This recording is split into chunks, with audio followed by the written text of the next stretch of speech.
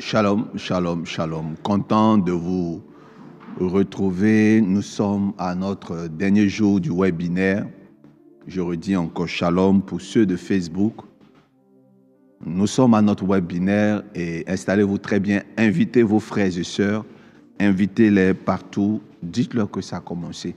Prends ta Bible et ton calepin, le stylo. On y va. Alors aujourd'hui, nous allons prendre la parole de Dieu dans le livre de Proverbes. Nous allons commencer avec cela. Alors, je vais attendre que tout le monde ait sa Bible. Allez, appelle les frères et sœurs. Appelle tous ceux qui ont l'habitude de regarder avec toi. Demande-leur de s'installer. Et dis à tout le monde de ne plus bouger, de ne plus défiler, parce que vous allez regarder ce webinaire.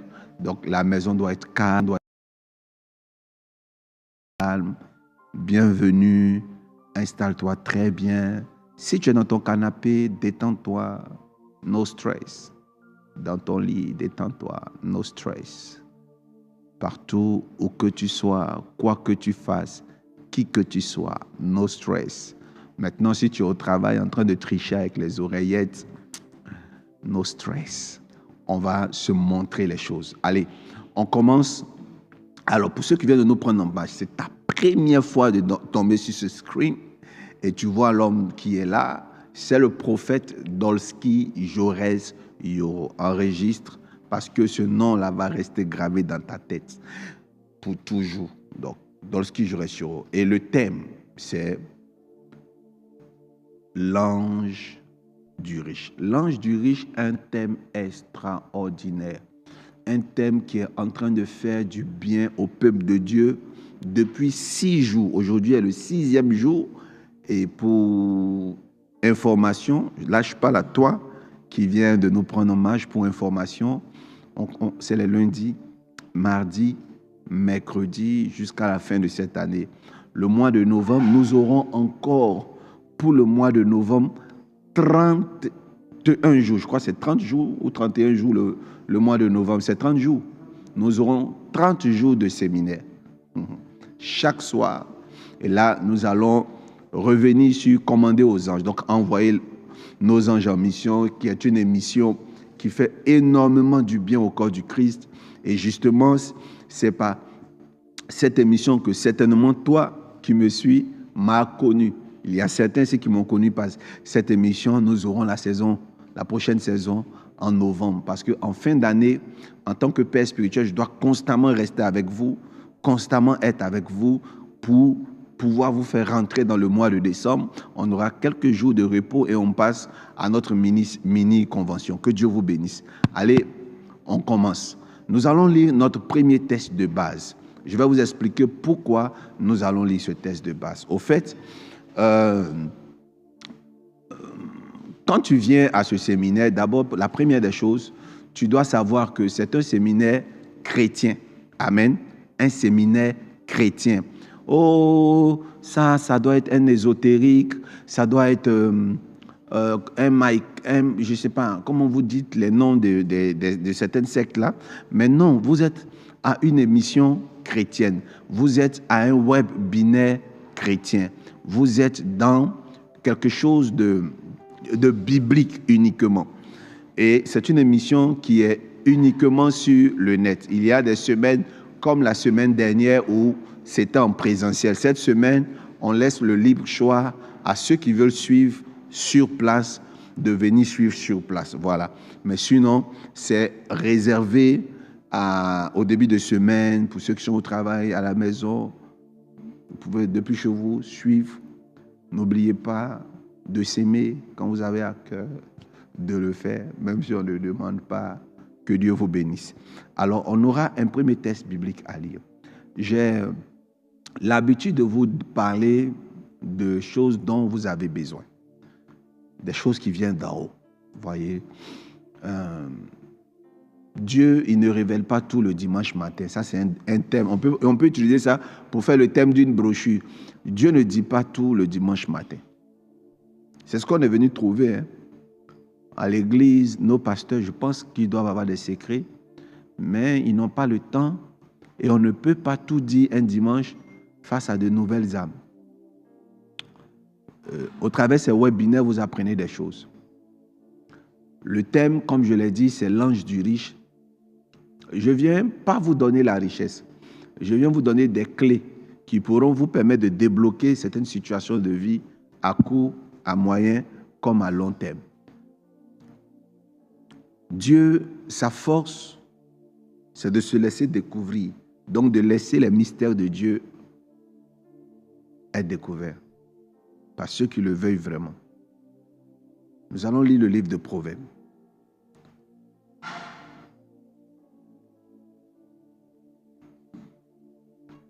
Dans le livre de Proverbes 25, que nous dit la parole de Dieu? Proverbe 25, verset 1. Nous allons lire le verset 2. Verset 2. La gloire de Dieu, c'est de cacher les choses. Waouh! La gloire des rois, c'est de sonder les choses. Amen. Je lis ma version. La gloire de Dieu, c'est de cacher les choses. La gloire des rois, c'est de découvrir les choses. Dis avec moi, la gloire des rois. La gloire des rois. Alors, le message va concerner un roi, une reine. Du moins, quelqu'un qui a le sang royal en lui doit avoir une culture. La culture de découvrir. Alléluia. Notre Dieu aime cacher les choses. Je ne sais pas pourquoi, mais il aime cacher des choses.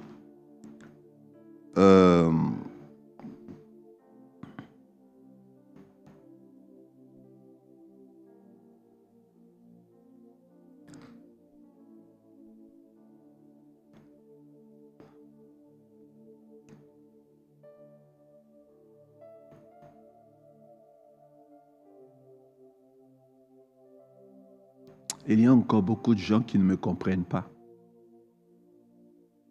Vous savez, le truc qui est sur moi, là, les choses qui sont sur moi, là, j'appelle ça un fardeau.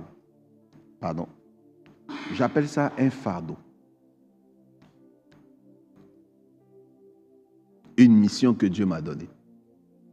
J'étais déjà enfant, hein, quand je voyais Dieu, je voyais Christ me parler. Ça semblait insignifiant pour moi parce que j'étais innocent. Et quand j'ai grandi, j'ai pris conscience que c'était une grâce. Dieu m'a choisi. Amen. Dieu m'a choisi.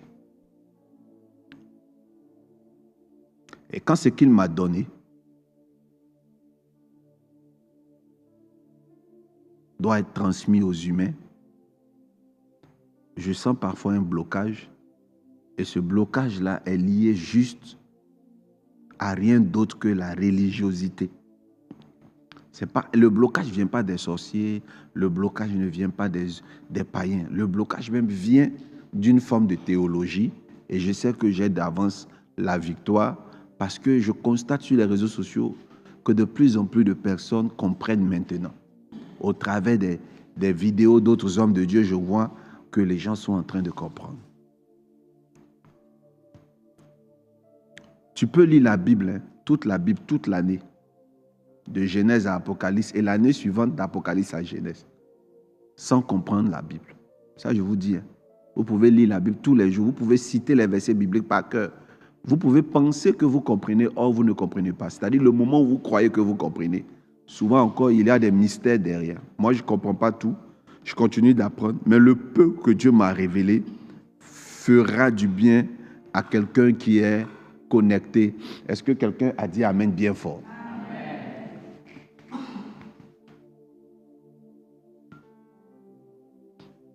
Amen. On va travailler. On va travailler. Prends ta Bible. Prends ta Bible. On va travailler. Je vais vous faire découvrir. Nous allons lire Marc 4.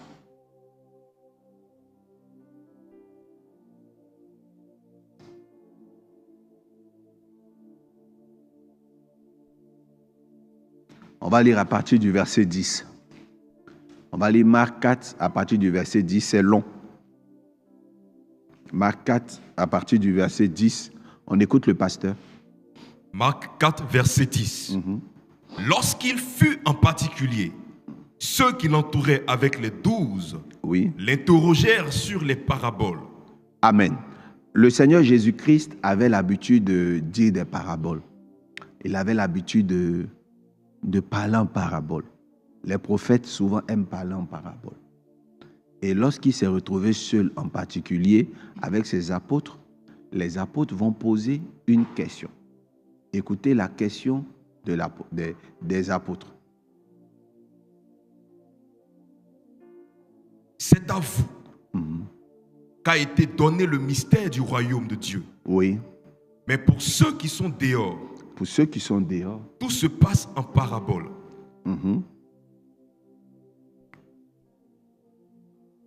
Oui, vas-y, tu peux continuer.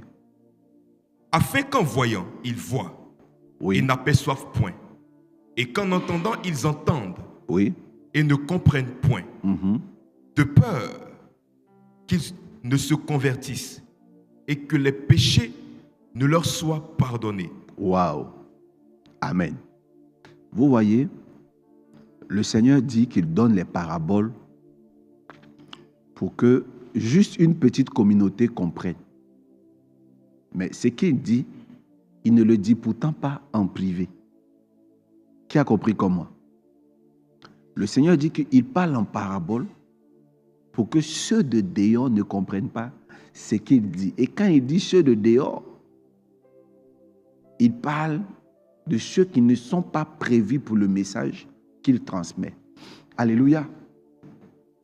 Donc, le Seigneur est en train de nous montrer le chemin. Il est en train de nous expliquer parfois ce qui se passe au travers des prophètes. Il y a des prophètes, lorsqu'ils enseignent, vous comprenez, vous êtes d'accord, ça vous pénètre, mais vous n'arrivez pas à comprendre mais pourquoi il y a des gens qui ne comprennent pas. Vous n'arrivez pas à comprendre pourquoi des gens s'opposent. Vous n'arrivez pas à comprendre pourquoi le message et l'homme de Dieu est combattu. Parce que vous trouvez que ce qu'il dit est vrai. Bien-aimé, ça veut dire que ces derniers-là ne sont pas faits pour le message prêché, celui que vous avez compris. Alléluia. Alors ce soir, je vais vous parler de quelque chose. En cette conclusion, je vais vous donner une révélation. Mon père biologique, je commence. Quelqu'un me dit, come on. Mon père biologique n'est plus de ce monde. Mon père biologique, il n'est plus de ce monde. Ma mère biologique n'est plus de ce monde. Ils sont décédés dans le même temps, en même temps, ensemble. Mon père biologique est issu d'une famille modeste. J'ai l'habitude de dire que je ne veux pas être rabaissant.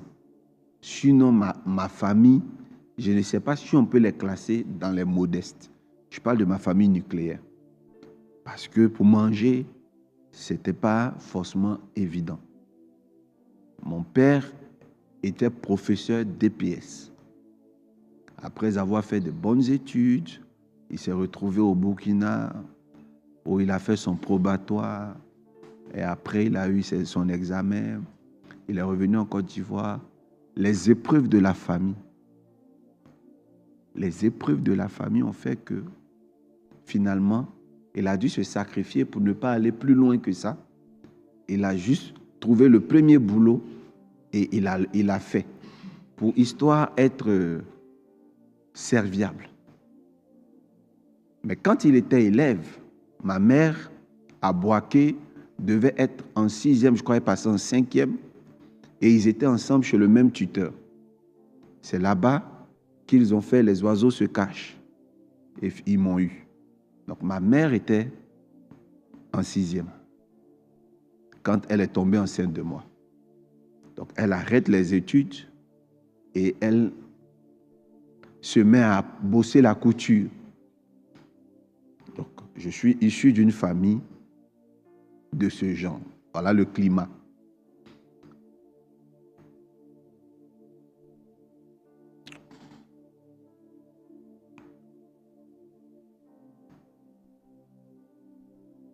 Mon village est à Daloa. Quand je suis parti après plusieurs années, je ne connaissais pas le village. Quand je suis allé après plusieurs années, en 2004,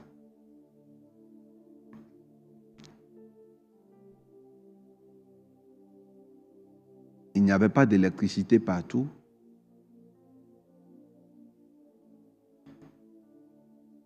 La télévision, c'était peut-être chez des maîtres, chez des instituteurs. Quand tu veux regarder la télé, c'est là-bas qu'il faut partir. En 2004, il n'y avait pas encore des lampadaires en 2004. Hein. Donc, imaginez un peu. Donc, ma famille fait partie d'une des familles les plus modestes du village. Quand mon père a travaillé, il avait une télévision qu'on appelle, une télévision blanc-noir qu'on appelait de marque D-Wood, si je crois. D-Wood.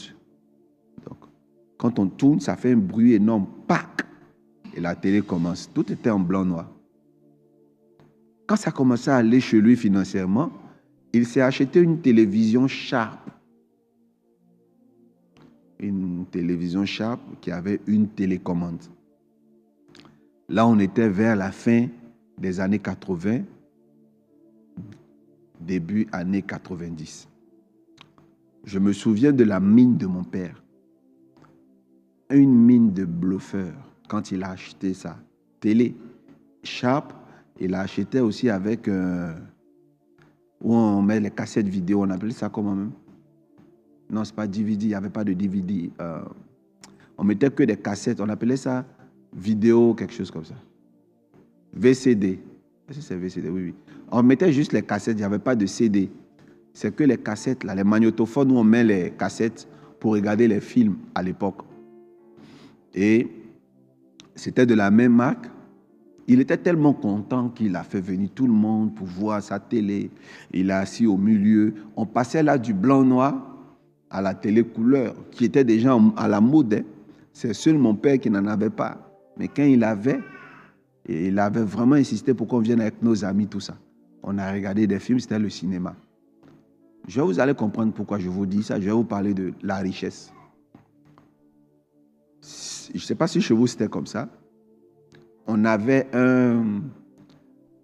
des gens d'étoffe en tricot. C'était tricoté comme ça. Il y en avait en jaune noir. Il y en avait aussi en vert rouge, à Sec Africa, où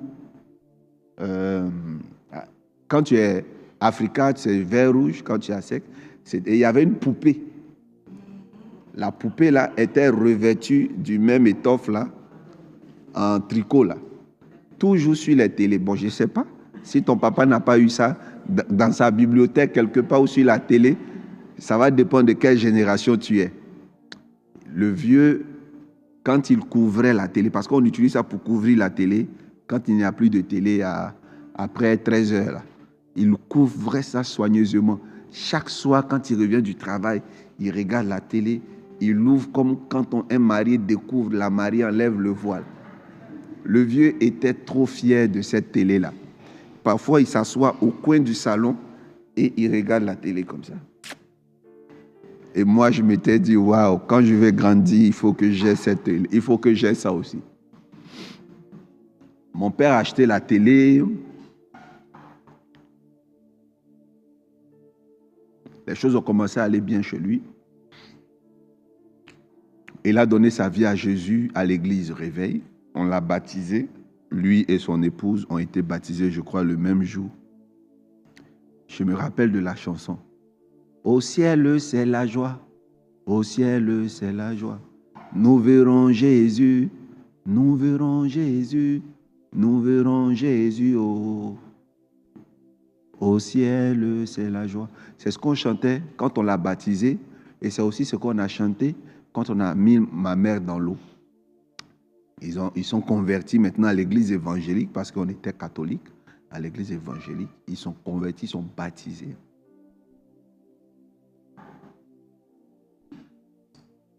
Après le baptême, ils ont décidé de faire leur mariage à 4.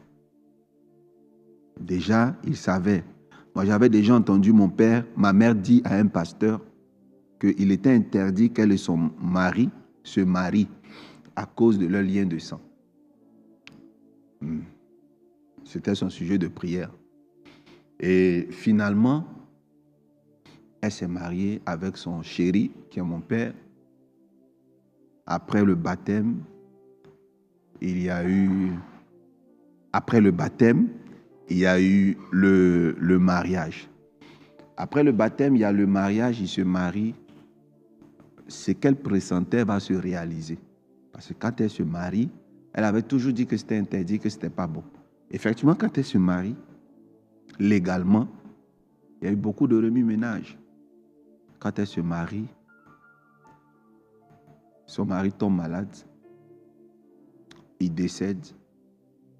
Elle va annoncer, je crois, le décès au village. Il y a eu aussi le décès du grand-père en temps. Elle va annoncer les décès, elle va pour le décès, elle va pour le funérail. Non, même pas le funérail, pour les préparatifs de funérailles, on lui offre des sandales qu'elle porte. Quand elle marche, un pied se coupe et puis là où les sandales se coupent, elle sent une brûlure dont elle se plaint. Le soir, son pied s'enfle et ensuite elle décède, son ventre s'enfle. Donc ensuite, 2 baptisés d'église évangélique qui meurent mystérieusement. Alléluia. 2 baptisés d'église évangélique qui décèdent mystérieusement comme ça. Et moi, je me suis dit que la chanson était prémonitoire. Hein. Au ciel, c'est la joie. Au ciel, c'est la joie. C'était leur chanson de départ, ça. Donc, mon père, je ne sais même plus où la télé est. Et je ne sais pas si elle est, je ne sais pas avec qui elle est. Je ne pense même pas qu'elle existe encore. Mon père avait une moto P50, Peugeot. Ça, il avait eu le temps avant sa mort. Donc, il a une toute petite mobilette là, avec laquelle il partait au travail. Donc, si vous voulez, c'est le plus grand bien que mon père avait en ville. Que mon père avait en ville. Au village, également, il n'y en avait pas. Au village, il n'y en avait pas. Il n'y avait pas de bien. Amen. Je dois avoir quelque chose qui est en train d'être réglé à la technique. Désolé. OK, donc, le plus grand bien, les biens que mon père appréciait en ma présence, c'était ça. Son compte en banque, je ne pense pas qu'il y avait quelque chose de bon dedans. Quand mon père décède, nous, on se retrouve chez des tuteurs. Par exemple, moi, je me suis retrouvé chez un ami de mon père, même pas un parent, parce qu'il n'avait pas de frère de sang comme ça. Il n'avait pas un cousin qui pouvait nous prendre en charge. Il n'y avait pas. Donc, c'est chez un de ses amis intimes que j'ai fait l'école, que j'ai continué l'école. J'ai continué l'école et cet ami intime-là aussi, à son tour, est décédé.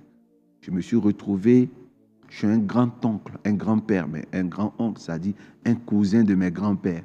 Et c'est là-bas que j'ai continué les études à Djamé, où pour avoir la carte de bus de 3000 francs, c'était difficile. Bien aimé, voilà un peu mon parcours là. Mais tout ce temps, j'avais la parole de Dieu. C'est-à-dire, je connaissais la Bible.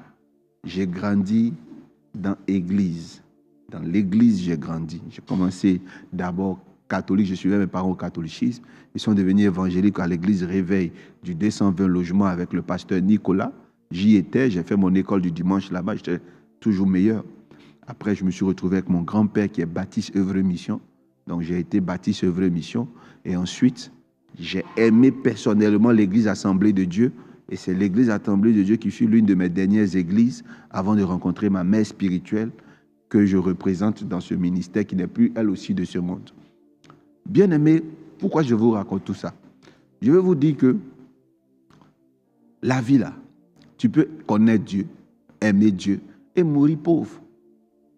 Ce fut le cas de mes parents.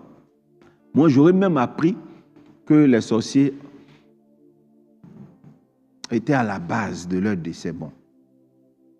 Donc, ça veut dire qu'on peut même avoir le titre de chrétien et puis mourir. Les gens vont dire que peut-être que c'est les sorciers. Oh. Donc, j'arrive. Vous allez comprendre tout. Je suis prédicateur. Vous allez comprendre pourquoi je vous raconte tout ça. Tout ce temps, je voyais Dieu. J'avais des visions d'anges. J'étais petit, j'étais sous contrôle parental. Beaucoup connaissent mon histoire dans mon livre. Dans mon livre, je n'ai plus 13 ans. Mais qu'est-ce que je veux vous dire?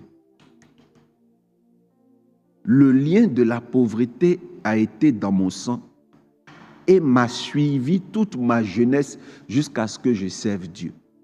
Quand je servais Dieu, après le décès de ma mère spirituelle, j'étais dans une église où notre pasteur principal est décédé. Donc l'église s'est dispersée. J'étais très jeune, comme certains pasteurs de la MRI, très jeune. Et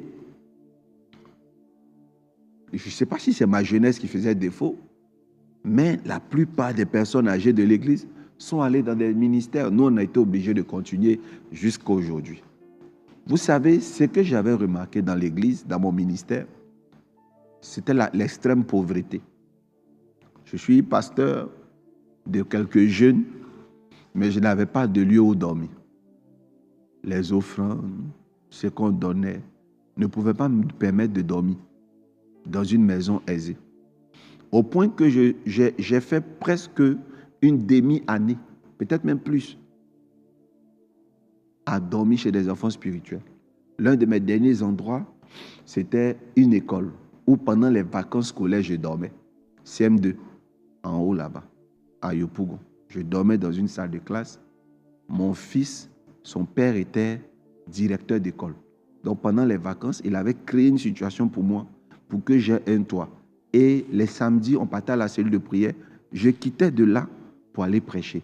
Frères, sœurs, ce n'était pas simple. Il y a des épreuves dans la vie, vous croyez que c'est une attaque. Or, parfois, c'est un lien de sang.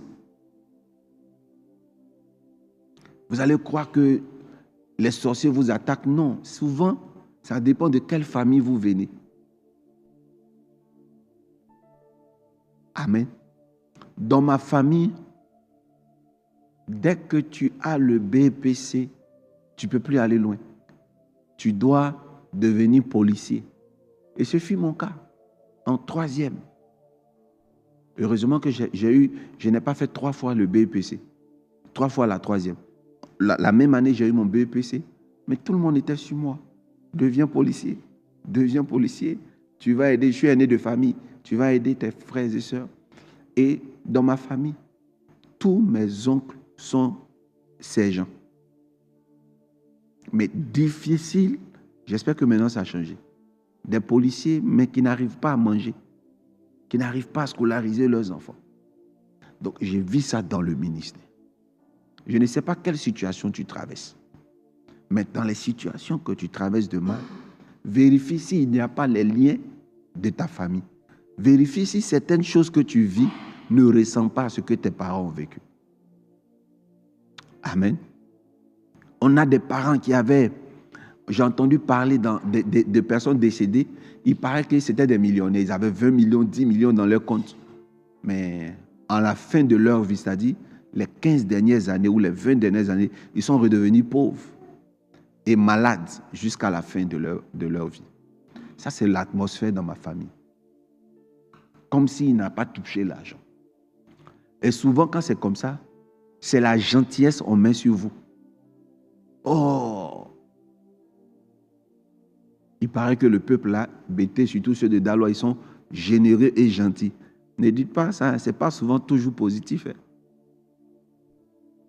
À la Sikoji, une maison de 4 chambres salon, dans la maison, il y a près de 30 personnes. Comment ils dorment? Pareil, Cité Douane de Port-Boué. Voici les petites maisonnettes là, des douaniers là. Un douanier, si on te dit il est bêté, tu vas voir devant sa cour, il y a au moins 25 personnes. Petite maison de 2 chambres salon. C'est cette générosité-là qui a appauvri plusieurs familles africaines. Les enfants même, les enfants du monsieur même n'ont même pas un endroit pour dormir. Mais c'est ça aussi la beauté de l'Afrique. J'évolue dans ça. Je prie, j'essaie de me débattre. Je prie, je lutte contre ces liens. Je prie jusqu'à ce qu'un jour, Dieu m'enseigne tout ce que je suis en train de vous dire. au travers des rêves interposés. J'aimais tellement étudier que j'avais demandé des renseignements pour une école pastorale, mais même le prix pour m'inscrire à cette école pastorale était tellement difficile. Je ne savais pas où avoir, mais je savais que la condition sine qua non, c'était de payer. J'ai lutté, grouillé pour avoir l'argent pour aller m'inscrire à cette école pastorale. J'ai tout fait. Dans l'école du monde, je n'ai pas pu payer mes études, solder mes études, mais dans l'école de Dieu, je vais me battre. Et j'ai trouvé que si je partais étudier gratuitement, peut-être je n'allais pas bien être béni. Parce que tout ce qui est gratuit est mitigé. J'ai lutté, je me suis inscrit. Il y avait une Bible Schofield qui coûtait les cheveux, j'ai payé. Il y a la houlette du berger, j'ai payé. J'ai payé des livres j'ai étudié Ultima Soul de Rick Joyner, c'était l'un de mes livres favoris. J'ai lu tellement de livres de Rebecca Brown, Rescapée de l'enfer. J'ai lu tous les livres de Prières de Percée, des Anangos. J'ai tout lu, je lisais, je me documentais avec mes faibles moyens. Bien aimé, ces choses-là m'ont donné un caractère dans le ministère. Mais ce qui va débloquer ma vie, c'est l'évangile mystique que je vous enseigne. C'est parti de plusieurs constats. Plusieurs constats. Je priais pour des personnes de façon classique, les résultats étaient mitigés. Un jour, Dieu m'ouvre les yeux en me visitant de deux personnages. Et je ne vais jamais oublier ça. Mais quand ces gens-là sont venus dans mon rêve, ils m'ont enseigné des choses extraordinaires. Quand je suis sorti, j'ai commencé à appliquer sur tous mes premiers fils qui sont devenus aujourd'hui mes anciens fils. Je commence à travailler, Dieu décante, je travaille, Dieu débloque. Alors moi-même, j'étais sans domicile fixe. Un jour, j'étais sous la pluie. La pluie était en train de me taper, j'étais abrité dans le kiosque où je me cachais pour dormir certains soirs. Il a tellement plu que j'ai crié, « Hé, Seigneur, hé Dieu !» Et je suis allé sous la pluie, quand c'est comme ça, pour prier. Je prie en même temps parce que je n'ai pas sommeil, je suis fatigué. Je prie. Et je me suis adressé à Satan. J'ai dit, Satan, fais tout. Il ne faut pas que j'aie une maison. Bats-toi. Il ne faut pas que j'aie une maison. Fais tout. Je ne sais pas comment tu vas te débrouiller, mais ne me laisse jamais avoir un toit. Si tu te trompes et que tu me laisses avoir un toit, Satan, je vais te faire du mal, je vais te blesser. Donc, j'ai dit, Satan, bats-toi, empêche-moi d'avoir un toit. Fais que je reste sans domicile fixe. Bats-toi, que je n'ai jamais eu un ministère, une maison, une épouse. Bats-toi. Je te demande pardon. Ne baisse pas les gardes. Pardon. Satan, tue-moi. Mais si tu m'as laissé, tu es mort. Effectivement, il n'a pas tenu. Parce que quand on dit que quelqu'un est têtu, à Abidjan ici, j'en fais partie. Je suis têtu. Et j'ai eu cette victoire, je vous épargne des détails. Dieu m'a donné une maison. J'étais dans cette maison sans lit. J'étais dans cette maison sans meubles. Je vais le redire. J'étais dans cette maison sans lit, sans meubles, sans tabouret. Mais je suis devenu dangereux. Vous savez, il y a certaines dimensions de vos dons spirituels qui ne pourront jamais exploser, même si on vous les transfère, si vous êtes dans des conditions précaires.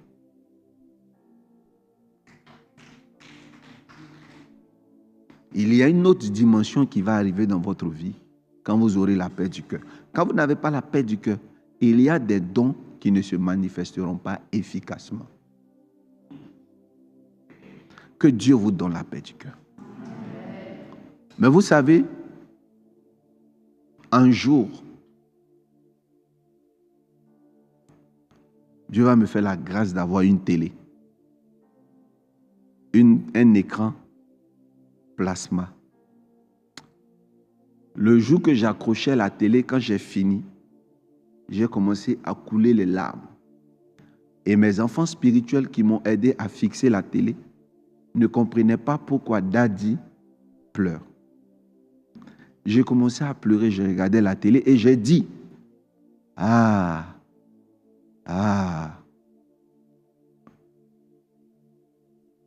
Auré Philippe, tu es mal parti. C'est-à-dire que toi qui aimes la télévision, pourquoi tu n'as pas tenu? Pourquoi tu n'as pas résisté? Pourquoi? Parce que cette petite télé Sharp là, regarde comment est-ce que tu l'appelles élève. Quand tu l'as acheté en remplacement de ta télé blanc-noir d'Ewood. Mais il fallait rester le vieux. Regarde les télés d'aujourd'hui là. Si tu étais resté, la première là, c'est à toi que j'aurais donné. Ma première télé. Voilà. Bien-aimé, le 4e pont qu'ils sont en train de construire. Il paraît que bientôt, c'est les drones qui vont nous livrer la nourriture chez nous à la maison. Tu dois voir tout ça là avant de quitter ce monde. Ne faites pas comme mon père biologique. Ne partez pas tôt. Je viens de vous bénir comme ça. Ne partez pas tôt. Le monde évolue. Partez de ce monde tardivement. Partez après avoir sucé le lait de ce monde. Partez après avoir laissé un véritable héritage pour vos enfants. Un fils de paysan du nom de Félix Houphouët-Boigny. Ce fils de paysan-là, un simple planteur pendant les travaux forcés, n'était pas prévu pour être grand parce qu'il était enfant de planteur. Qu'est-ce qu'il a fait? On ne sait pas. Mais il a fini par devenir chef de l'État et ensuite, écoutez-moi bien, il devient même celui qui va bâtir une basilique. J'ai vu la basilique de Rome. J'ai visité la basilique de Rome. J'ai suivi des cours là-bas au Vatican. Je vous assure que notre basilique est plus grande et en plus bien bâtie. C'est vrai qu'il y a des choses plus chères chez les Blancs, mais c'est vraiment convoitable. C'est qui? C'est Houphouët. Quand vous suivez les guides, là, vous n'entendrez pas que c'est l'État ivoirien. C'est une seule personne qui a bâti cette église avant de quitter ce monde. Il a laissé des maisons pour ses enfants et ses petits-enfants. Maintenant, toi, si tu quittes ce monde, qu'est-ce que tu vas laisser? Mon père était chrétien évangélique, comme toi certainement qui m'écoutes. Il a été catholique, comme toi qui m'écoutes. Il a écouté des prédications le dimanche matin, comme toi. Et ils ont bâti, avec leurs 2000, le temple de Dieu, ils ont construit des églises, ils ont aidé à la naissance des annexes, comme toi, certainement, tu le fais à l'église. Mais il est parti. Ça veut dire que tu peux être chrétien et tu vas partir. Mais tu pars comment? Les gens te diront non. À quoi sert-il de gagner ce monde? L'argent qu'on gagne là, on laisse tout sur la terre. Donc, on ne va pas se tuer pour l'argent. Ceux qui disent ça, ils sont méchants. Parce que l'argent ne se perd jamais. Quand tu pars, tes enfants en profitent. Quand tu pars, tes enfants règnent. Je vais vous dire aujourd'hui, il y a des gens, quand ils rentrent dans une entreprise, parce qu'ils s'appellent Ouattara, les gens se méfient d'abord. Il ne faut pas que ce soit le neveu du président. Donc, on te traitera bien. Si tu t'appelles Bani, on va penser à Jean Conan ou François Bani. On va peut-être bien te prendre. Vous savez, simplement parce que ton père te laisse un grand nom, ça peut t'ouvrir des portes. Une année, il y a des hommes de Dieu. Pour pouvoir être acceptés, il fallait qu'ils disent qu'ils sont enfants de Kakou Sévérin. Il y a des gens, leur nom t'ouvre des portes. C'est comme ça que j'ai prié Dieu que mon nom Dolski ouvre des portes à plusieurs personnes dans ce monde. Ma prière est que ton nom, quand tes enfants vont le porter, les portes leur seront ouvertes au nom puissant de Jésus. Je refuse que tu meurs pauvre. Je refuse que tu meurs malheureux. Tu es sauvé, mais sur terre aussi, tu dois sauver. Par ta prospérité, par ton mariage, par ton travail, par l'excellence. Tu dois être sauvé.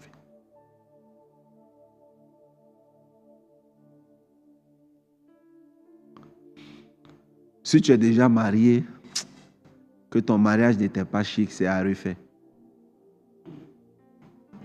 Si à ta naissance, ils n'ont pas fait un grand baptême, c'est à refaire. Il y a un anniversaire que tu dois dédier ça au baptême de ta naissance. Tu dois fêter l'anniversaire de ton mariage. Mais avec, comme si c'est maintenant, tu sais, tout est à refaire. Tu vas rattraper tout au nom puissant de Jésus-Christ de Nazareth. Vous savez, il y a quelqu'un qui ne dit pas bien Amen parce qu'il ne croit même pas en ça, que Dieu peut lui donner un jour. Mais pour que tu y parviennes, je vais te dire quelque chose. Je ne veux pas te décourager. Mais le diplôme et l'école ne suffisent pas. Il faut étudier, c'est une bonne chose parce que ça permet qu'on te respecte. Même quand tu deviens chrétien, tu deviens pasteur, il suffit seulement que tu cites tes diplômes pour que certaines portes te soient ouvertes. Ça, c'est important. Étudier. Tu as des grands diplômes, c'est vrai. Ça donne du travail. Mais je connais des cousins, des grands frères là, qui sont gérants des kiosques de téléphone. J'ai un vieux père là, il a eu des doctorats, il est très intelligent, mais vous voyez les tables où on vend la cigarette là. C'est ce qu'il vendait. Il vend la cigarette, chewing-gum Hollywood. Vous connaissez ça, non? Un genre de mallette en bois qu'on ouvre. Tu déposes où tu veux, tu vends. Mais là même, il est tellement plus âgé maintenant que ses diplômes que... Non, son diplôme est plus âgé que lui finalement. Que je me demande si une entreprise va l'accepter. Et là où je vous parle, mon vieux père, j'ai plus ses nouvelles. Mais les dernières nouvelles que j'avais lues, peut-être d'avant la crise de 2010, là, il vivait en famille, au 2e étage. Une quarantaine, hein. Il a 40 et poussière. Là où je vous parle, peut-être qu'il a maintenant 50 et plus. C'est ça, non? Plus. 50 et plus. Mais où je vous parlais, il avait 40 et poussière. Avant 2010, avant la crise électorale de 2010, il avait déjà 40 poussières. Et il dormait au 2e étage. Je ne vais pas donner plus d'indices. Et il vivait avec sa maman qui est d'un certain âge. Voilà. Heureusement que la maison est encore là. Et avec certaines de ses sœurs, hein, de la trentaine, de la vingtaine. Une maison de 3 chambres salon. Les anciens immeubles Oufoué, là. Il descend pour vendre la cigarette. Souvent, il écoute des gens qui disent comment devenir riche avec une petite entreprise. Il y croit, il rêve, il se dit que voilà. Quand il a commencé avec les tabliers là, on dit tablier, non? Aux tablettes, il a commencé avec ça. Il peut devenir millionnaire un jour, il rêve. Cette année, il rêve. Cette année, il rêve, mais l'année passée, il a rêvé. Chaque jour qu'il y a des réveillons, des veillées, cité Fermont, vous connaissez la cité Fermont, à chose là, au sanctuaire Maria, là, tout le temps il est là-bas, place les nattes. Il est là-bas. Amen. Il dit Amen seulement chaque année de la même manière. Donc il croit en Dieu. Baptisé, confirmé.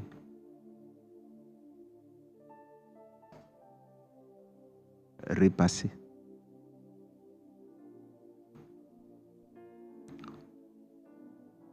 Mais c'est tout ça là qui fait qu'il y a des gens que tu trouves à la maison. Quand tu leur dis d'aller à l'église, ils n'ont plus envie. Parce qu'ils ne savent pas. Qu'est-ce qu'ils ont fait? Ils ne savent pas. Ils ne savent pas. Maman, j'ai commencé à écouter les gens depuis 97. Petit pasteur. La maman vient, mon fils, Maintenant, on dit papa, mais avant, on me disait, mon fils Marie, j'étais le petit pasteur. Maman, tu écoutes les gens. Il y a des gens qui te disent, je paye mes dîmes. Mais ça ne va pas. Parce qu'on n'a pas dit aux chrétiens que la dîme te protège. La dîme ne te rend pas riche. La dîme te protège. Je paye ma dîme, papa. Je viens à l'église. On n'en parle même pas, même quand tu entends une soeur qui te dit, papa, ça fait 3 ans que je vis la chasteté. Je vais toute ma vie, même mes amis, là, avant tous les week-ends, à l'heure, là, papa, on était à Sydney, on était à Dubaï. Depuis que j'ai donné ma vie à Jésus, je ne fais plus ceci. Mais je ne sais pas pourquoi. Ma vie ne va pas. Ma vie ne va pas. Souvent, quand c'est comme ça, ton cœur est fendu. Tu ne sais pas quoi leur dire. Parce que tout ce que Dieu demande, il semble qu'elles font. C'est à partir de tout ça que j'ai compris que cette affaire de Dieu, là, derrière se cachent des secrets qu'on ne nous dit pas certainement. Amen. Qu'on ne nous dit pas certainement. Parfois, l'église va bien. L'église est grande. Je vous ai dit ça hier. J'ai dit l'église va bien. L'église a des cars. L'église est bien. On a bâti l'église. On a cotisé. Il n'y a pas de promotion. On continue. On continue. On fonce. On fonce. On fonce. Chaque année, la même prédication. Quand le pasteur commence, on sait c'est comment il va terminer. Quand il a dit, cette femme qui était malade depuis 12 ans, qui ne connaît pas cette histoire-là, elle a attrapé le pagne de Jésus. Tu connais la fin de l'histoire. En fait, tu viens à l'église parce que c'est ton église, tu aimes Dieu. Je vous comprends, je suis pasteur, mais moi-même, je vous comprends. Je suis pasteur, mais je vous comprends. Je suis pasteur, mais je sais ce que vous traversez. Mais bien-aimés, ne vous découragez pas. Je suis pasteur, mais je suis aussi chrétien. J'ai souffert, comme certains. Il y en a qui ont souffert plus que moi. J'ai été aussi fidèle. J'ai été aussi chrétien. Voilà pourquoi j'ai commencé à laisser Dieu m'utiliser, parce que je crois qu'il y a des secrets que nous devons comprendre. On avait des anciens pasteurs qui avaient trouvé le secret de l'évangile de prospérité. Ils ont été combattus au début, mais aujourd'hui, tout le monde prêche comme eux. Le parler en langue était combattu. Aujourd'hui, tout le monde parle en langue. Qui sait, d'ici 10 ans, tout le monde va me comprendre. Je suis incompris aujourd'hui, mais je sais que les gens vont me comprendre. Alléluia. Dieu, il se glorifie en cachant le trésor, en cachant les choses. Ça, c'est comme ça, c'est le comportement de Dieu. Mais pour devenir roi, tu dois comprendre, comme le dit le livre de Proverbes 25, le verset 2. Tu dois comprendre que ton rôle sur terre, c'est de découvrir le mystère. Proverbe 25, le verset 2. La gloire de Dieu, c'est de cacher les choses. La gloire des rois, de ceux qui veulent devenir rois, de ceux qui veulent devenir puissants. La gloire de ceux qui veulent bâtir. La gloire de ceux qui veulent percer dans leur famille, de se différencier. C'est de découvrir les choses.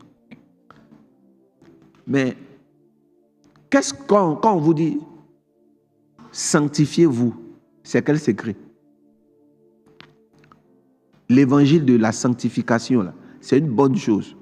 Mais est-ce que la sanctification peut te rendre riche? Est-ce que la sanctification peut te permettre d'être aisé dans la vie? La sanctification te permet d'être plaisant aux yeux de Dieu.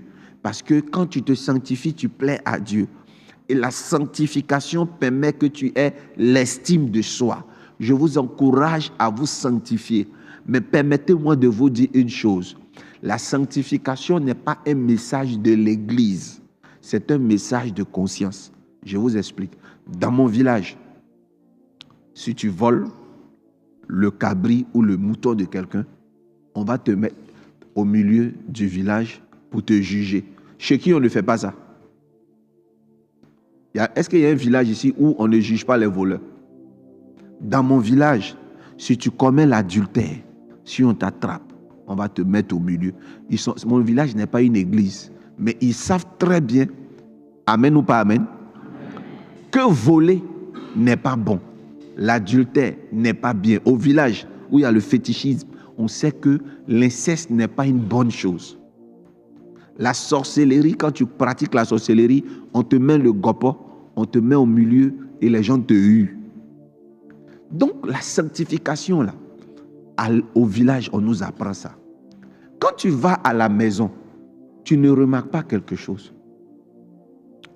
Bon, si tu es enfant, tu vas remarquer que souvent ce que ton pasteur dit, ta maman te dit ça à la maison. Il ne faut pas voler.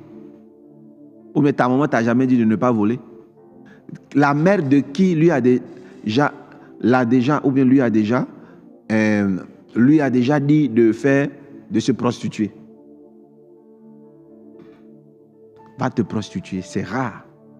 Il y a des moments qui le font, mais c'est vraiment rare, quoi. C'est improbable. Il y a des moments qui disent à leurs enfants, va voler, c'est vrai. Mais ce qu'on entend généralement, voler n'est pas bon. Donc nous ne pouvons pas avoir une église qui est basée seulement sur ce qu'on appelle les conseils de bonnes mœurs. Qui a compris ce que je suis en train de commencer à dire? Bon, cette affaire d'Alléluia où à 35 ans, je dois continuer à écouter la nourriture du lait pendant que j'ai des charges. À 40 ans, je n'ai pas du boulot. Je dois écouter la nourriture du lait. Qui va m'enseigner la nourriture solide qui peut me permettre de me prendre en charge? Et vous avez des pasteurs qui disent, oh, j'ai une révélation, mais c'est trop fort, c'est trop lourd. Kanfaraya, c'est trop lourd. Rikataradaya, je voulais dire, mais je ne peux pas dire. Bon, moi, franchement, si je fréquente une église, je préfère qu'on me respecte. Pasteur, s'il y a une chose que tu veux dire, il faut nous dire, on va trier. Quelqu'un a dit amen bien fort? La nourriture du lait n'est pas suggérable. Il n'est pas suggéré que la nourriture du lait dure. L'église a besoin d'entendre ces messages pour nous positionner au plus haut niveau de l'administration. L'église ne devrait pas être seulement celle qui bâtit des grands édifices et de petits chrétiens. On fait l'ouverture de notre temple de gloire. L'ouverture, et la MRI aura des temples de gloire et de gloire. On va faire 10 cultes, on aura des cars. Mais est-ce que pendant que les cars poussent, dans l'église, il y a des élites qui ont été bâties par l'église? Permettez-moi de vous prêter quelques messages et idées que Dieu m'a données pour le corps du Christ. Est-ce que vous me le permettez? J'ai fait des découvertes. J'ai découvert, bien aimé, des choses que je vais vous prêter. Allez-y vous-même analyser et vous allez revenir me dire. Est-ce que vous savez, je commence maintenant mon message. Quand je commence comme ça veut dire que je vais finir après. J'ai fini mon introduction. Je peux maintenant je vais vous tuer ce soir. Est-ce que vous savez que vous n'êtes pas fait pour être pauvre? Amen. Vous n'êtes pas fait pour être pauvre. Vous n'êtes pas fait pour être pauvre. Vous n'êtes pas fait pour être pauvre. Amen. Il y a une chose que vous allez avoir, le salut. Vous allez avoir des dons spirituels, mais vous aurez le sentiment d'être toujours vide à cause de la pauvreté. Non, ça, il faut que je vous dise la vérité. Dieu a donné, regarde, écoutez-moi bien, je peux parler? Dieu a donné le jardin d'Éden à Adam, les animaux. Mais malgré tout ça, la Bible dit que l'homme s'ennuyait. Qui comprend? L'homme sentait un vide. Dieu lui rendait visite chaque soir.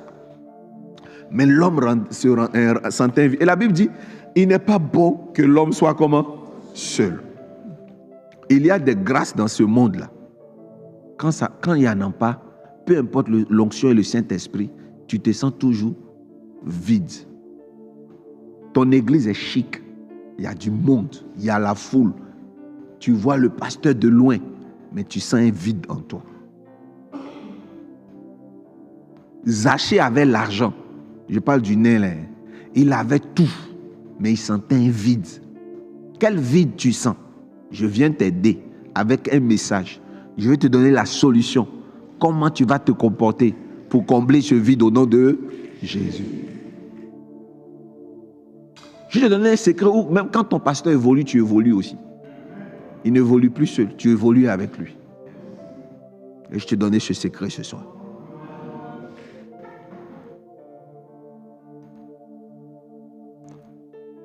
Pourquoi on ne doit pas combattre l'évangile que je vous prêche? Pourquoi on ne doit pas combattre l'idée, le fait que tu sois béni? Pourquoi on ne doit pas combattre cette idée en toi? Pourquoi tu dois refuser qu'on combatte ça? Parce que tu viens d'un endroit où il n'y avait que la richesse. Il n'y avait que l'or. Aujourd'hui, je viens vous dire que votre vie n'a pas commencé au moment où vous êtes né. Vous étiez quelque part avant de venir dans ce monde. Je peux parler? Si tu vas dans Genèse 1, tu vas remarquer quelque chose là-bas. Le Seigneur dit dans Genèse 1, le verset 20, 24, on a lu ça hier, que quand Dieu crée le monde, le premier jardin, donc la brousse, là, les arbres qui sortent, la première brousse, c'est Dieu qui crée. Mais Dieu s'adresse à la terre, il dit terre, produis les arbres, produis la verdure. Et les arbres produisent la verdure. La terre produit la verdure et les arbres. Voilà pourquoi quand tu retires un arbre de la terre, l'arbre meurt. Voilà pourquoi quand tu déracines une herbe de la terre, l'herbe meurt. Parce que avant qu'elle ne soit, Dieu a consulté la terre pour la créer. Donc ce que Dieu a consulté pour que tu sois là, quand tu te sépares de cette chose, tu meurs à petit feu. Dieu dit, l'eau produit les poissons. Voilà pourquoi quand tu retires un poisson de l'eau, il meurt. Parce que l'eau est son environnement. Maintenant, quand tu as décidé d'élever un poisson chez toi, quand tu as décidé d'élever un poisson chez toi, est-ce que tu le prends dans l'eau pour le déposer sur la table comme ça? Si tu ne fais rien, qu'est-ce qui va arriver au poisson? Il va mourir. Donc si tu veux élever un poisson, qu'est-ce que tu fais? Tu prends de l'eau, tu mets dans un bocal qu'on appelle un aquarium, et ensuite tu mets le poisson dedans, il vit. Et d'ailleurs, si tu mets un poisson dans l'eau simple, il peut mourir. Donc quand tu mets le poisson, tu dois ajouter des choses qui ressemblent à son environnement primaire. Et c'est là que le poisson va bien vivre. Et la nourriture que tu vas donner au poisson doit ressembler à la nourriture que le poisson avait quand il était dans sa lagune tranquillement, ou la mer. C'est le même principe avec nous les humains. S'il vous plaît, pour créer les arbres, Dieu dit à la terre, produis les arbres. Pour créer les poissons, Dieu dit à l'eau, produis les poissons. Mais pour créer l'homme, Dieu dit, faisons l'homme à notre image. Et la Bible dit que l'homme a été créé à l'image de Dieu et à sa ressemblance. Ça veut dire que nous, les humains, nous avons été tirés du ciel. Donc, si nous devons vivre, on doit vivre dans un environnement qui ressemble au ciel. Et donc, si l'environnement dans lequel nous vivons n'est pas totalement identique à ce qui se passe au ciel, nous allons nous asphyxier. C'est pourquoi tu as le sentiment d'être étouffé malgré que tu as donné ta vie à Jésus. C'est parce que tu ne vis pas la vie qu'un homme du ciel devait vivre. Et il y a quoi au ciel? Nous allons lire Apocalypse 21 et ensuite je vais vous afficher le verset phare. Mais avant, nous allons lire d'abord complètement tout le texte d'Apocalypse 21. Dans Apocalypse 21, vous allez remarquer que le Seigneur veut montrer à l'apôtre Jean qu'est-ce qui se passe dans le ciel. Lisons déjà à partir du verset 10, vous allez voir quelque chose.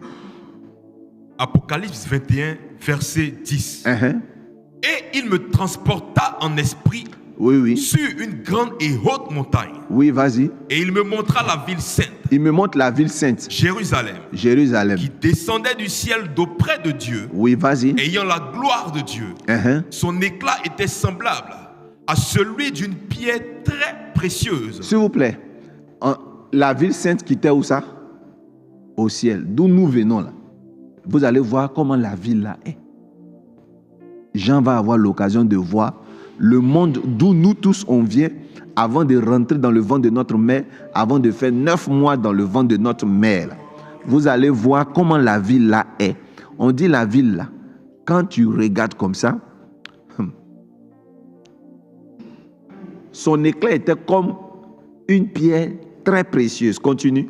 D'une pierre de jaspe transparente comme du cristal. Il y a des gens qui ne connaissent pas jaspe. Moi-même, je ne connais pas. Aucun de mes parents n'a eu ça un jour. Mais on peut imaginer que c'est une pierre précieuse. Continuez. Verset 12. Verset 12. Elle avait une grande et haute muraille. Oui. Elle avait 12 portes. Oui. Et sur les portes, 12 anges.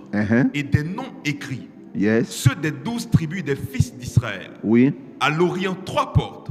Au nord, 3 portes. Au midi, 3 portes. Et à l'Occident, 3 portes. Oui. La muraille de la ville avait 12 fondements. Et sur eux, les 12 noms des 12 apôtres de l'agneau. Celui qui me parlait avait pour mesure un roseau d'or, afin de mesurer la ville, ses portes et sa muraille. La ville avait la forme d'un carré et sa longueur était égale à sa largeur. Oui. Il mesura la ville avec le roseau et trouva 12 000 stades. Waouh. La longueur, la largeur et la hauteur en étaient égales. Oui. Il mesura la muraille et trouva 144 coudées, mesure d'homme qui était celle de l'ange. La muraille était construite en jaspe et la ville était d'or pur. Continue. Semblable à du verre pur. Les fondements de la muraille de la ville étaient ornés de pierres précieuses de toute espèce. Waouh. Le premier fondement était de jaspe, le second de saphir, le troisième de chalcédoine, le quatrième d'émeraude, le cinquième de sardonis, le sixième de sardoine, le septième de chrysolite, le huitième de béryl, le neuvième de topaze, le dixième de chrysoprase, le onzième d'hyacinthe, le douzième d'améthyste. Les 12 portes étaient 12 perles. Chaque porte était d'une seule perle.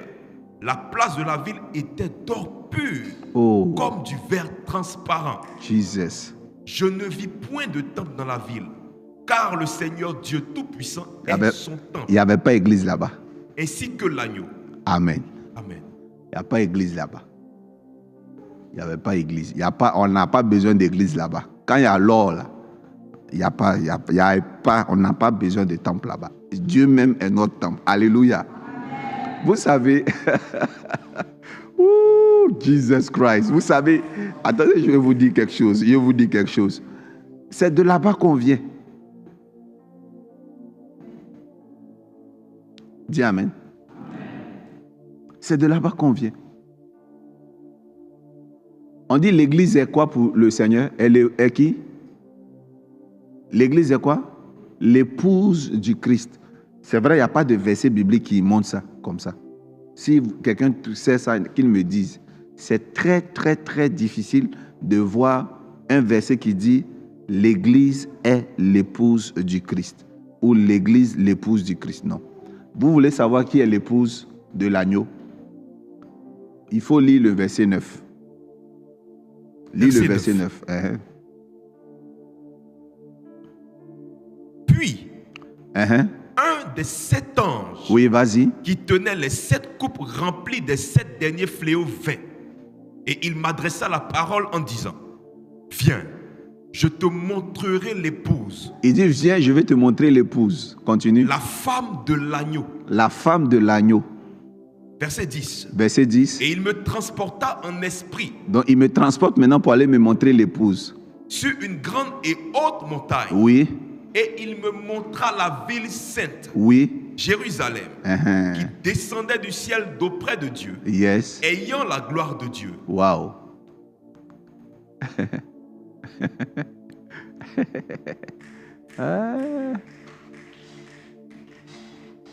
Donc, la femme de l'agneau, c'est qui?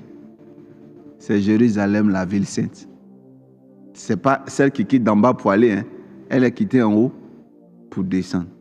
Et tous les chrétiens constatent ce qu'on appelle l'épouse. C'est une métaphore. Donc, si nous sommes l'épouse aussi, ça veut dire que le Seigneur Jésus-Christ nous a acceptés également. Amen. Je vais continuer à prêcher Jésus. Je ne vais pas rentrer dans des débats. Alléluia. Mais ce que j'aimerais vous dire, un homme prend soin de son épouse. Donc, si nous sommes également l'épouse du Christ, où sont nos parures d'or? Où sont nos maisons dorées? Un mari ne laisse pas sa femme dans la faim. Un mari ne laisse pas sa femme dans les pleurs. C'est pour ça que j'ai la joie de t'annoncer que tu ne vas pas connaître la disette et la faim au nom puissant de Jésus. Vous comprenez maintenant pourquoi vous n'êtes pas à l'aise. Vous comprenez maintenant pourquoi vous êtes étouffé. Vous comprenez maintenant pourquoi ça ne va pas. Ça ne va pas parce que tout n'est pas comme dans le ciel d'où vous venez. Donc faites bébé gâté, faites le caprice maintenant. Seigneur, donne-moi ma part. Redonne-moi la vie que j'avais dans le monde invisible. Redonne-moi la vie que j'avais de l'autre côté. Là-bas, je marche sur de l'or. Ici, c'est pas bon. Donc même si tu ne peux pas tout me donner, parce que commence un peu. Je veux un peu. Dis, je veux un tout petit peu.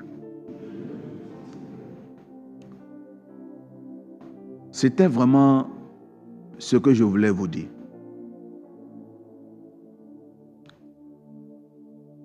Ce pourquoi il faut lui dire que ça va. Il faut dire que c'est bon. C'est bon. Ce pourquoi, vous m'écoutez?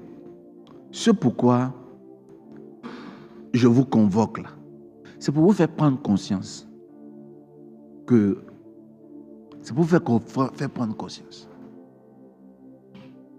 qu'il existe une richesse qui nous est due. Une richesse qui t'est due. Mais si tu n'entres pas en connexion, si tu n'entres pas en connexion avec les clés, le secret, tu vas rester pauvre. Un chrétien est pauvre. Le message qu'on prêche ne vient pas contre le salut. Le message qu'on prêche respecte le salut, donne l'honneur au salut.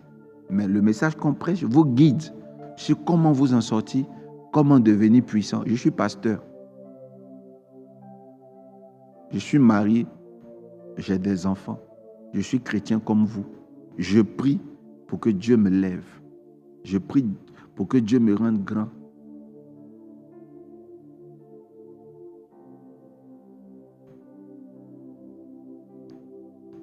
Le prophète Isaïe disait, l'offrande de l'église ne peut pas rendre grand. Il avait quand même raison. Parce que quand on fait église, on le fait sur des terrains. Quand on fait l'église, on achète des sonos. Quand on fait l'église, on achète du matériel. Quand on fait une évangélisation dehors, les évangélisations d'Isaïe, actuellement les évangélisations d'Isaïe, c'est quoi? C'est louer un podium, louer des bâches, louer des chaises. Une chaise à 50 francs ou 100 francs. 100 francs, c'est 100 francs? Voilà. Donc 100 francs multiplié par 1000 chaises. Donc 100 000, ça fait 100 000 francs. C'est ça. Ça fait 100 000 francs. Louer de la soupe. Donc, le royaume des cieux, là, c'est pas facile. Hein. Prêcher l'évangile, là. L'évangile est gratuit, mais l'évangélisation coûte cher. Donc, vous voyez, il faut investir dans l'œuvre de Dieu. Il faut faire. Mais j'ai compris que on ne va pas attendre les offrandes pour mettre nos enfants à l'école. Il faut que Dieu nous donne des secrets. Il faut que Dieu nous donne la patience. Il faut que Dieu nous donne des révélations pour que nous puissions rentrer dans notre bénédiction. Parce que l'argent, tu peux l'avoir aujourd'hui et devenir pauvre demain. Comment sortir de la pauvreté? Comment sortir de la disette? Je vous libère avec un grand et puissant secret. on va relire le texte biblique. D'Apocalypse 21, nous allons prendre que le verset 18 et nous allons prendre le verset comment? 19. On va prendre ces deux versets.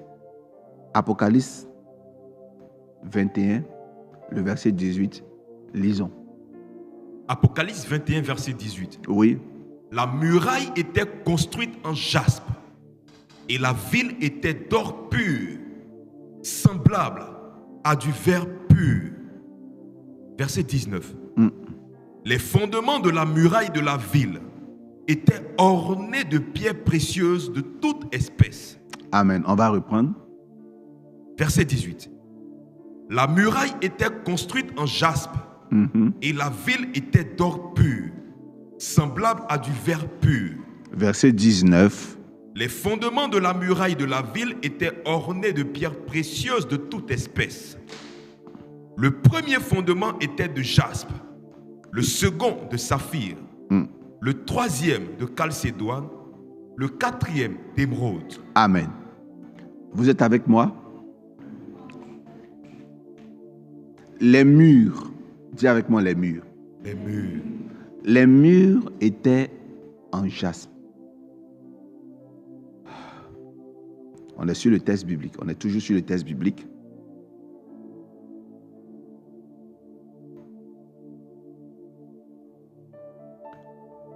Vous savez, le jaspe, c'est une pierre. Si vous tapez jaspe sur Internet, c'est un rocher, mais un rocher vraiment dur. Celui qui a plus de qualité. On va mettre la totalité du verset. Le verset n'est pas total. Il a été, voilà. Merci. Donc, la muraille était construite en jaspe. J'ai une image de jaspe ici. Vous qui êtes connectés chez vous, allez sur Google, tapez jaspe si vous avez vos téléphones. Vous allez voir, ce sont des pierres. Donc, de très, très, très grande forme qu'on utilisait pour protéger la ville. Mais à l'intérieur de la ville, tout était d'or pur. Alléluia. Semblable à du verre. Donc, il y avait vraiment une très grande richesse au ciel. À partir de ce soir, vous allez visualiser cette ville-là. Vous allez l'adapter à votre vie. Vous allez regarder les murs de votre maison ce soir. Vous allez regarder les murs de là où vous dormez. Et vous allez réaliser que Dieu peut vous faire vivre mieux que ça. Parce que vous venez d'un endroit où il y avait ces choses-là. Vous méritez donc de vivre bien. Je prophétise que toute la lignée de votre famille qui a été pauvre, voie leur nom restauré par votre vie. Je prie que de toute la lignée de votre famille qui a connu la pauvreté, que vous sortez dynamiquement de cette pauvreté dans le nom de Jésus. J'annonce une bonne nouvelle qui va vous faire sortir de l'indigence dans le nom puissant de Jésus-Christ de Nazareth. J'ai prié la dernière fois pour un professeur d'université. Un professeur d'université. Il a été, je crois, président de... On appelle ça comment même? Président de... À l'université, là, le président de tous les... Il a été président à l'université. Président de faculté, je crois. Il me disait, prophète, ma voiture est toujours à la réparation. Cette voiture dont je vous parle, je l'ai achetée en 2001. Elle tient jusqu'à ce jour. Mais toujours, je suis au garage. Ma famille, quand ils me voient riche. Parce qu'il est très impliqué dans la politique. Mais ça ne va pas. Je suis surendetté, papa. Surendetté, papa. Surendetté. Chez moi au village, la seule maison que j'ai réussi à construire est en ruine. S'il y a un événement au village et que j'ai des amis qui m'accompagnent, c'est chez mes cousins qui vont dormir. quand il y a un décès et que mes enfants vont avec les amis, ils ne peuvent même pas dormir dans la maison que j'ai construite. Et il me dit, papa Daddy, je vais à la retraite dans moins de 2 ans. En 2 ans, je ne cours plus. En 2 ans, la maison dans laquelle j'habite, je la loue. J'entends parfois mes enfants dire, c'est notre maison, mais ils ne savent pas que la maison ne nous appartient pas encore.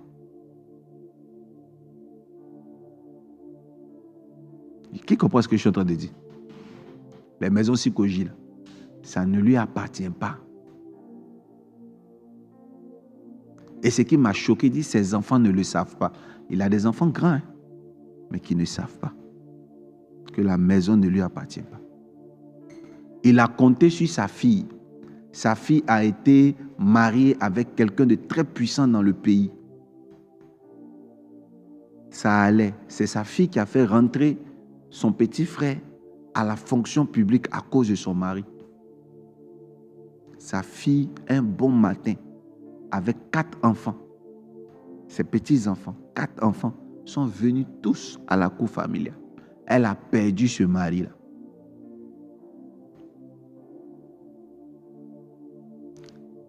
Il dit, aujourd'hui où je te parle là, ma fille là, mes petits-enfants qui sont tous grands, les 2 garçons là, l'alcool, la drogue, dans leur tête. Ma fille est là.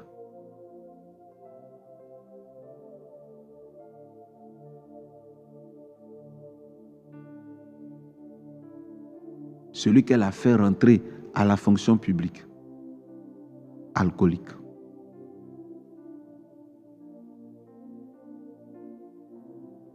Je regarde mes enfants.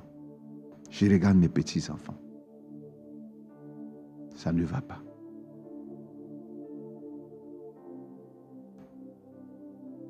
Papa Daddy, j'ai été président de... Le nom j'ai oublié, peut-être c'est président de faculté, quelque chose comme ça. J'ai fait campagne pour des hommes politiques. J'ai été dans la politique. Mais me voici. Est-ce que Dieu peut enlever cette honte? Je vais à la retraite. Est-ce que je pourrais avoir une maison? Mais cette histoire, tu n'as pas envie de croire. Qu'il ait travaillé, qu'il arrive à la retraite, qu'il soit encore dans la location. C'est-à-dire que la maison qu'il a pu construire au village n'est pas vivable. L'humidité.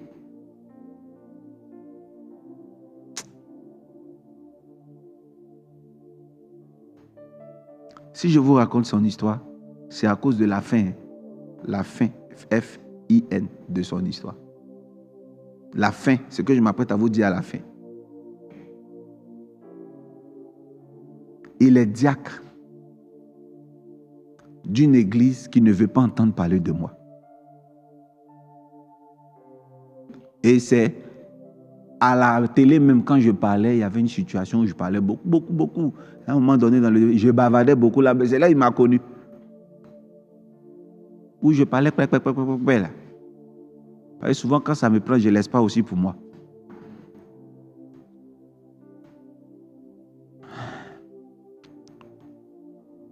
Donc, je suis convaincu que quand les gens le voient à l'église, c'est le boss, mais il a problème. Ça ne va pas. Si chacun doit ouvrir sa veste pour montrer son cœur, là, vous n'allez plus marcher avec nous. Hein. On va quitter. Si moi-même j'ai quitté, j'ai fini de vous prêcher. Là. Frère, il y a plein ici qui dansent. Hein. Louez. Il y a facture rouge. Je vous dis, hein, on danse comme ça, mais il y a facture rouge. Vous savez, quand c'est rouge, ça veut dire quoi? Ces derniers avertissements, ils vont venir enlever compteur. Mais les chrétiens, vous êtes forts. Hein? Mais malgré ça, on danse. Seigneur, il faut voir notre situation.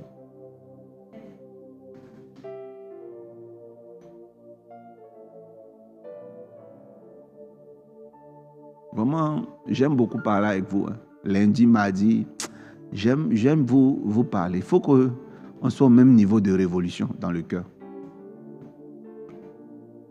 Même niveau de révolution dans le cœur.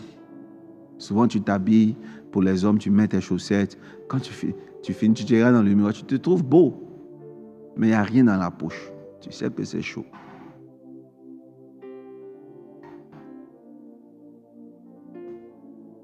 Donc voilà sa situation. Il m'a demandé est-ce qu'en 2 ans. Mais la prière que j'ai faite pour lui, pourquoi je me permets de rendre son témoignage? Parce que je me sens autorisé, il sait. S'il me regarde, il sait. Il sait très bien. J'ai fait ce que je sais faire. J'ai soufflé le chauffard sur sa tête. Amen ou pas amen? Amen. J'ai soufflé le chauffard sur sa tête. L'administration dans laquelle il n'est même pas prévu, on vient de l'appeler. Là où je vous parle, ils ont destitué des personnes à cause du problème de l'eau qu'il y a eu au stade. Là. Alléluia. Son nom s'est retrouvé dans la liste des remplaçants de ceux qui ont été déplacés. C'est vrai que ce n'est pas ton témoignage, mais il faut bien être content pour lui. Quand je lui ai donné la prière, il m'a demandé, papa, est-ce que je dois le faire en jeûne? Je lui ai dit, le vieux, si tu es jeûné, il faut jeûner. Hein. Mais moi, je ne te donne pas de jeûne. Tu as trop jeûné. Ce n'est plus une affaire de jeûne. Il y a des choses, quand on fait, on ne jeûne plus. C'est ce que je lui ai dit, le vieux, si tu veux jeûner, tu jeûnes. Parce que je vous dis, il y a des gens, quand ils font des actions, s'ils ne jeûnent pas, ils ne sentent pas. Ils n'ont pas la foi. Alléluia. Ah, Jésus. Son nom est sorti, il n'arrive pas à croire. Il n'arrive pas du tout à croire. Il avait un gros kita doré comme ça, un gros kita. Il a pris 400 000 francs, il a mis dessus. Il a pris le kita là, avec le truc foulard tressé là. Il dit, c'est trop symbolique pour lui. Il est venu me donner. Il s'est couché comme ça avec les 400. Il m'a dit, papa, ça c'est ce que j'ai mis dessus là. C'est rien. 2 jours là, mes lèvres seront roses.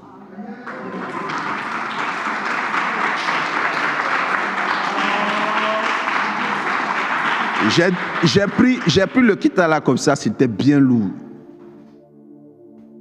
Et il m'a dit ça là, ce qui me donne. L'argent, il l'a mis dessus là. Il tremblait. Il dit c'est quelque chose qu'il ne pouvait plus donner. Il a dit c'était devenu très difficile de venir la déposer. Courrier. Il n'a même pas encore reçu un rappel de nouveau. C'est-à-dire, est-ce que vous me comprenez? Il va prendre la retraite là. C'est pas ça? Il va prendre la retraite, non? Et puis, il est dans un truc qui est bien. C'est pas bon ça? Ah bon, c'est trop bon. Hein? Où il est là, c'est en haut. C'est pas en bas. Je ne vais pas donner plus d'indices. Écoutez-moi bien. J'étais fâché. En fait, le vieux, il s'est donné sujet de prière. Parce qu'il m'a pris par les sentiments. Il s'est dit, il commence par la jeunesse. Parce qu'il y en a qui viennent dans ma présence. Je suis voyant. Hein. Ils ne vont pas parler. Hein. Ils vont dire, papa, c'est toi qui vois. Il faut dire. Moi, je peux voir, mais je peux voir flou. Il ne faut pas expliquer. Il faut me demander de voir pour toi. Le vieux, il sait que je suis voyant. Il a commencé par la genèse. Quand tout allait bien, il avait même album photo dans son sac. Il a fait sortir les albums. Du temps de Mickey jusqu'à aujourd'hui.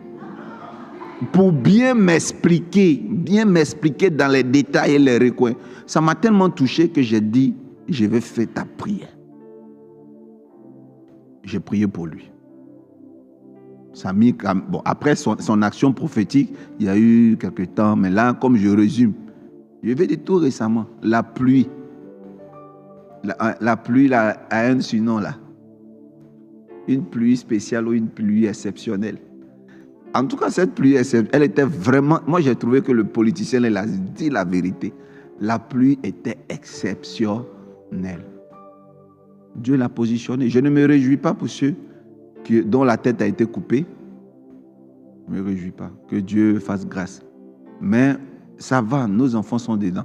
Que le nom de Dieu soit béni.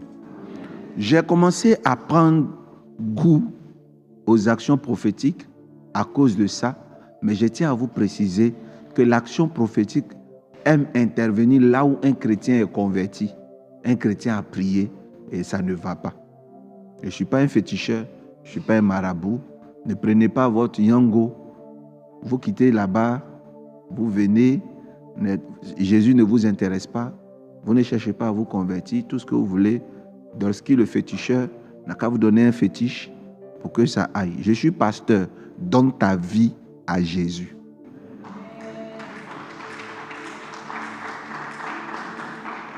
Alors donc, je me fais le plaisir de vous dire qu'il existe des secrets et pendant les 5 jours derniers, je vous ai expliqué.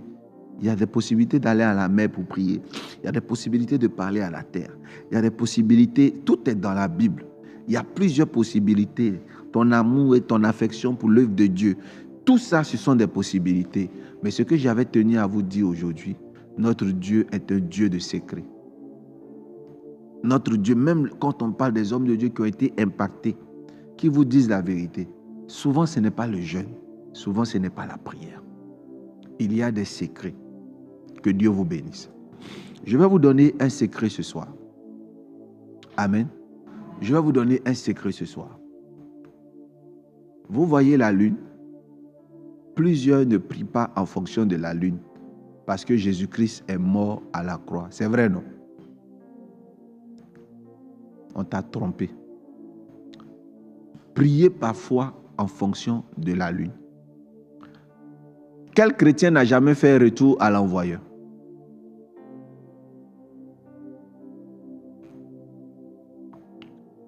On a tous un jour souhaité que l'homme le plus mauvais du village, qu'il meure. Confessons-nous ce soir. Même moi-même, il y a des gens qui chauffent trop mon cœur. Souvent, ils disent, Seigneur, tue-les. Ben, ça ne marche pas quand vous le faites. Ça n'arrive pas. Aujourd'hui, je vais vous donner des secrets. Il y a des retours à l'envoyeur qui sont simples. Prenez la Bible. Dans le livre de Ésaïe 60, le verset 3. Ésaïe 60, le verset 3. Ouvrez cette porte-là. Quand maman va revenir, elle peut passer là. Ah, c'est déjà ouvert. Ok.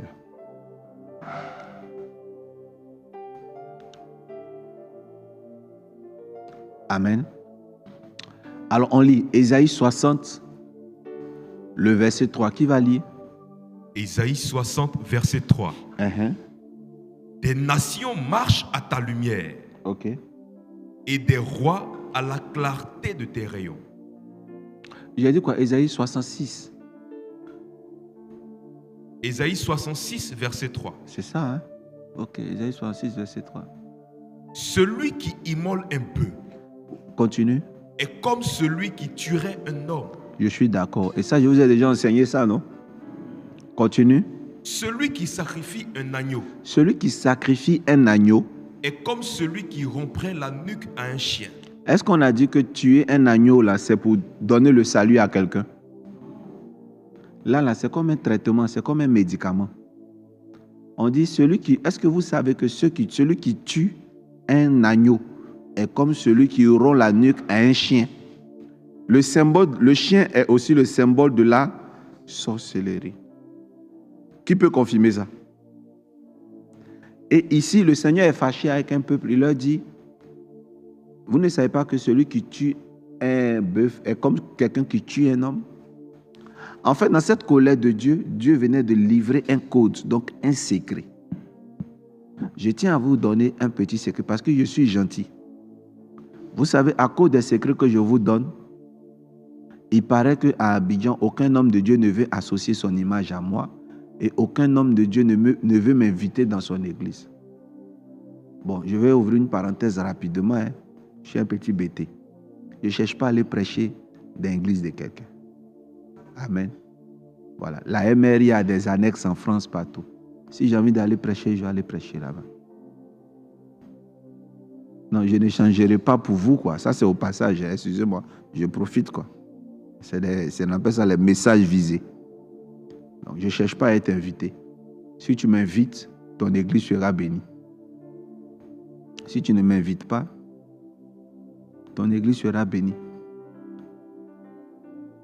Donc, je vous donne un secret en live, en direct. Si tu veux faire une fête chez toi, que tu as eu la chance d'acheter une bête, puisque une bête, tout le monde l'achète. Même tes pasteurs achètent souvent de la viande chez le boucher, la viande frigorifiée. Et puis souvent on dit, achète un mouton, on va tuer, on va manger. Bien-aimé, quand tu as ton agneau que tu veux offrir à Dieu, même pas à Dieu, que tu veux offrir comme repas à la maison pour manger, si ça tombe un jour où il y a ce qu'on appelle la lune, vous voyez la lune qui ressemble à Maison, on appelle ça comment? Le croissant lunaire. Ce que nos cousins cherchent.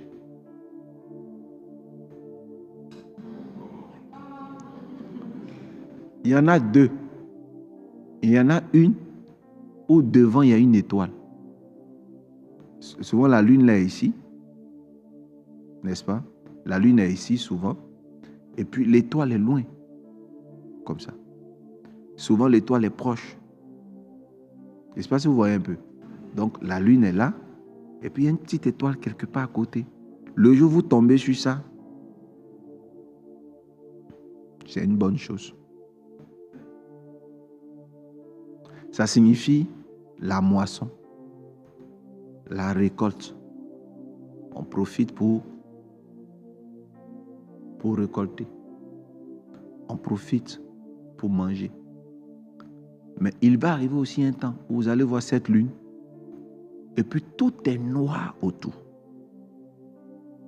Vous allez voir cette lune, tout est noir autour.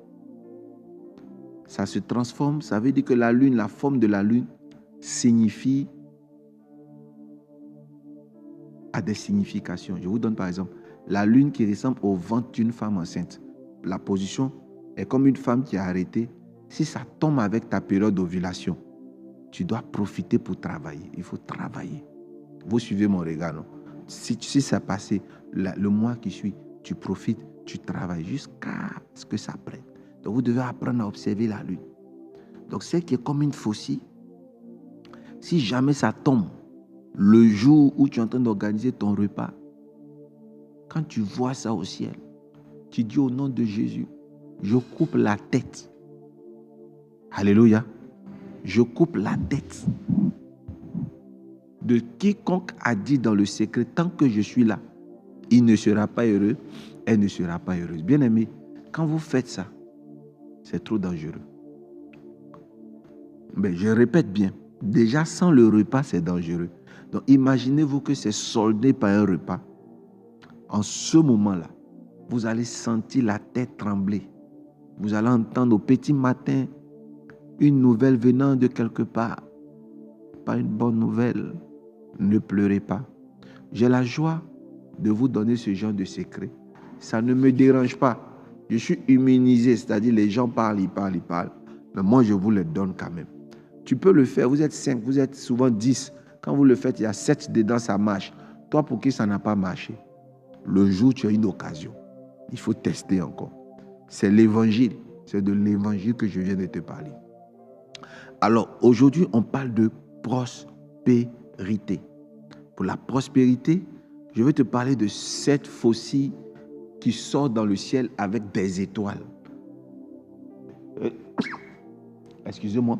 Qui sort avec des étoiles. Donc, il y a la faucille et il y a une étoile ou des étoiles à côté. Tu dois commander la moisson. Amen. Tu dois commander la moisson. Tu dois prier pour que Dieu débloque une situation pour toi. Pour que Dieu débloque tes finances.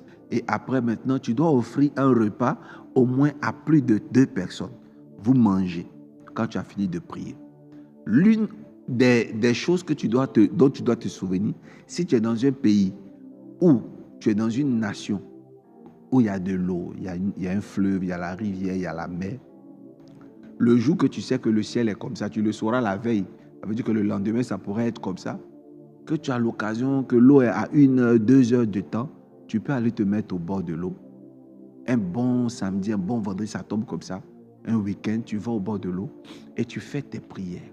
Tu ordonnes à la mer de relâcher tes grâces, de relâcher tes bénédictions. Tu demandes à Jésus de libérer tes biens. Tu demandes à Jésus de libérer ton ministère. Tu demandes à Jésus. Tu pries là. devant ce ciel avec le croissant lunaire étoilé. Et ce jour où tu sais que tu as déjà mis au chaud tout ce qu'il faut pour ton repas, tu fais cette prière, c'est gratuit. On acclame le Seigneur. Alléluia. Est-ce que tu as passé un très bon moment? Avant, quand je partais à des veillées de prière, souvent on criait Amen. Amen quand j'étais plus jeune.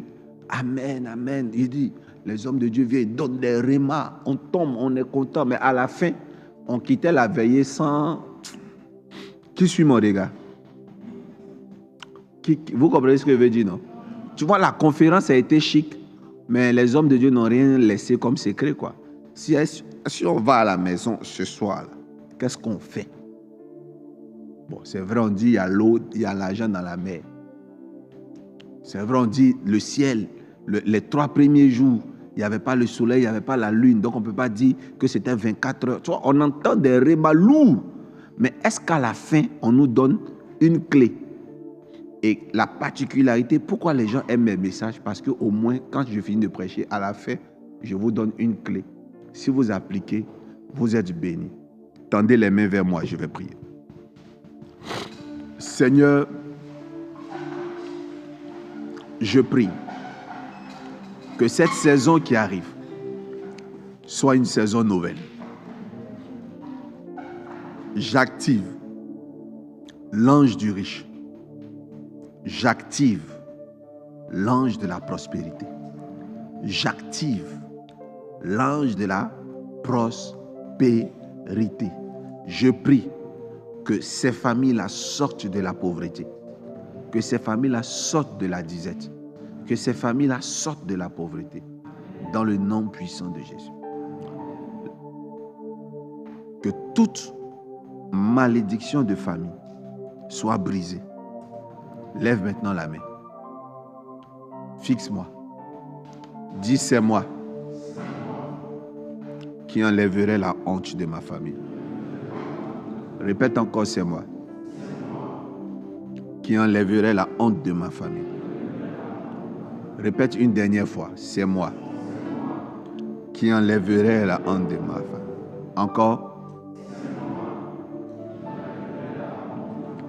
Fais comme ça maintenant. Mes mains conduiront des voitures de luxe. Dis, mes mains seront propriétaires. Dis encore, mes mains.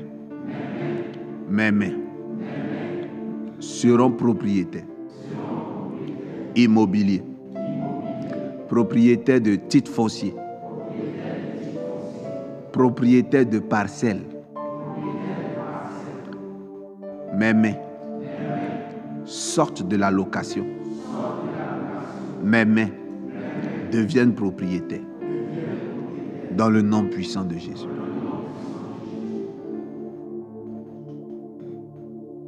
Amen. Amen. Amen. Amen. Amen. Amen. Amen. On acclame le Seigneur.